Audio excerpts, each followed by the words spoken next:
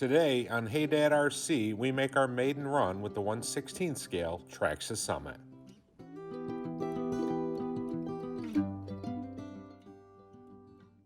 Utilizing the included charger, it took just over 3 hours to get this battery fully charged and ready to go.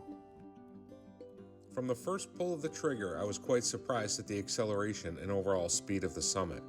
Utilizing the included nickel metal hydride battery, I'm not sure if I ever got up to the advertised 25 miles an hour, but I was quite surprised how fast this little car felt. And just what is the Traxxas Summit's intention? Is it a straight basher?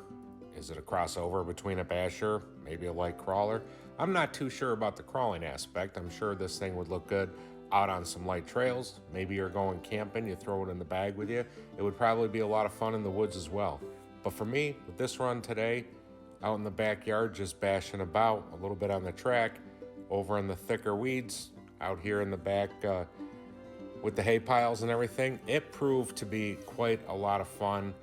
I think with that ground clearance along with the plush suspension, even at a 1/16 scale, not much stood in the Summit's way today. I ran 2 packs through the Summit on its maiden run. All the clips that you've seen up to and a little bit past this point have all been on the stock nickel metal hydride pack. And again, that was 1200 milliamp hours. The second run I did with a smaller 2S pack that I will touch on in the second half of this video. But this pack, on its first charge, it was 9 to 10 minutes. I didn't exactly record the time. Like I said, it was about 10 minutes. Given that small of a battery with that size motor, 12 LED lights in it, I think it was a pretty respectable run time. Like RC Dom had mentioned in my unboxing video, you could pick up the wiring harness, which would allow you to run 2 batteries in parallel for extra run time. I may do that. I may just get a higher capacity 2S lipo. I'm not sure. But so far, this first run is proving to be quite a bit of fun.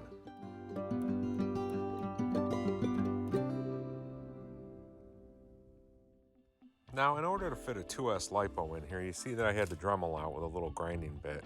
And that little notch there is where the wires come up for your batteries.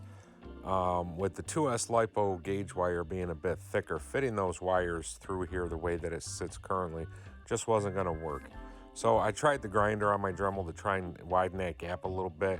That didn't work quite the way that I wanted it to. So instead I opted to attach a cutting wheel to the Dremel, and that I notched out. It was probably less than 1/4 of an inch of plastic out of there, which would just widen that gap.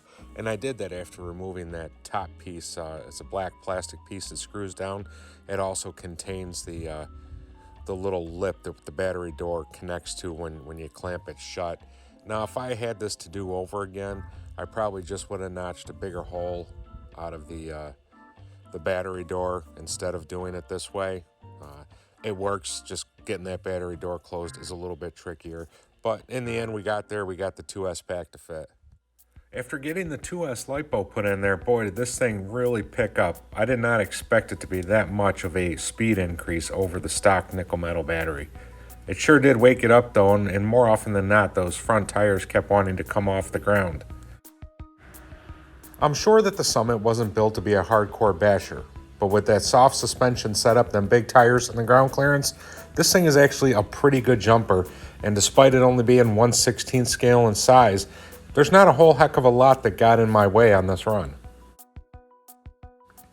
So my after run thoughts after 2 batteries, I'm feeling pretty good about my purchase. Granted, it's early on, but this truck has impressive speed. It handles really well, and it's durable at least through the first 2 packs.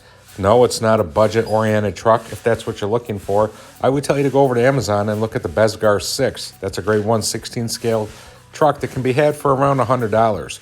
But so far, I'm feeling pretty good about my purchase, and there's going to be plenty more to come on the 1/16th Traxxas Summit as I continue to put it through its paces. It might show up as an entrant into the summer series.